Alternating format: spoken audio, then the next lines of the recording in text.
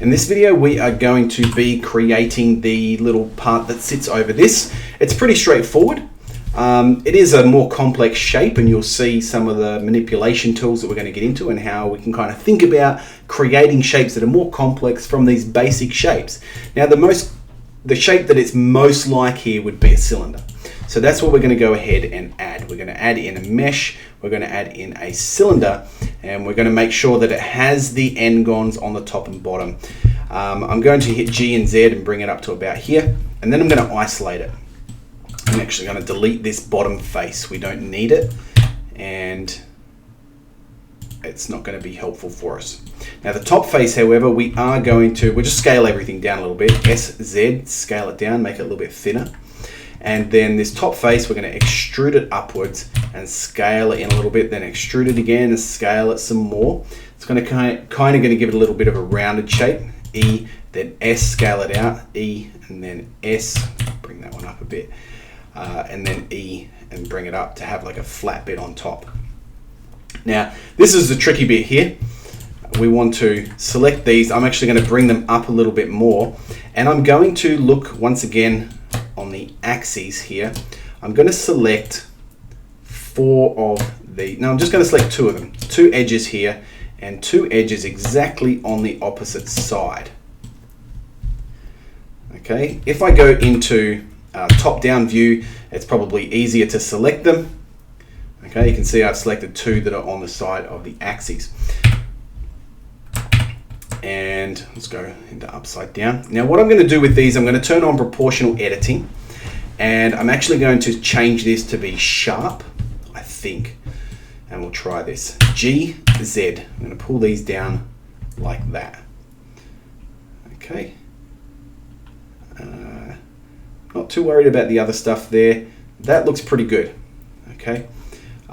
Didn't quite catch those parts around there, but that's all right. I might actually undo that and select that whole ring and bring it down a little bit further first, and then I can select these 2 edges here and the 2 on the other side, of course.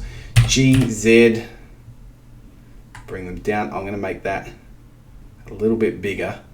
The reason for that is I kind of want the whole thing to curve around.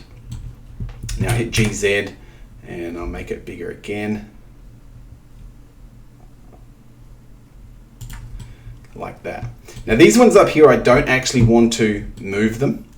So I'm going to select that ring, holding Alt, and I'm going to hit SZ. I'm going to turn off proportional editing. SZ0. That's going to zero them back out, make them straight. Whereas these parts here are all good. Now from here, I'm going to add in a modifier called Solidify. It's going to give some thickness to it because it doesn't have any on the inside there. And then I'm going to select this entire ring, and I'm going to actually inset, I think, this. Oops, no, that didn't work. I think I wanted to extrude this. Let me remember how to do it. We'll extrude it.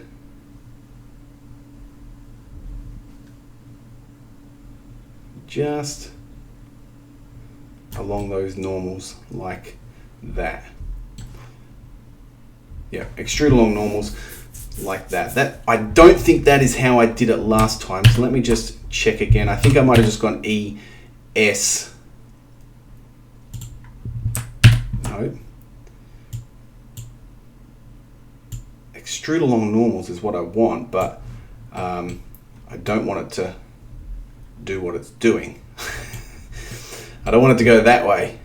I just want it to kind of go down, but evenly. So let's just try extrude individual.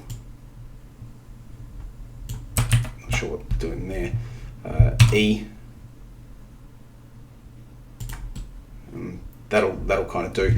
And then I want to select all these bits around here. So I'm going to go into face mode, select all these, and then I'm going to extrude along normals like that. Now that is going to do something very funny. So I think what I want to do is actually apply this solidify modifier first, and then, yeah, that's it. And then select just this outside ring and extrude along normals. Like that. Okay. Now I'll shade that smooth and apply an edge split modifier to it.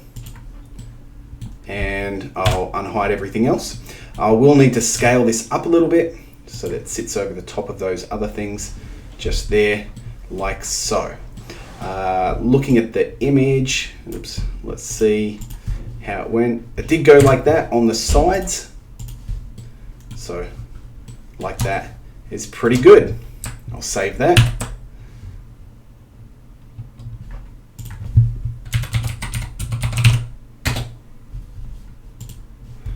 And next video, we'll add that strap.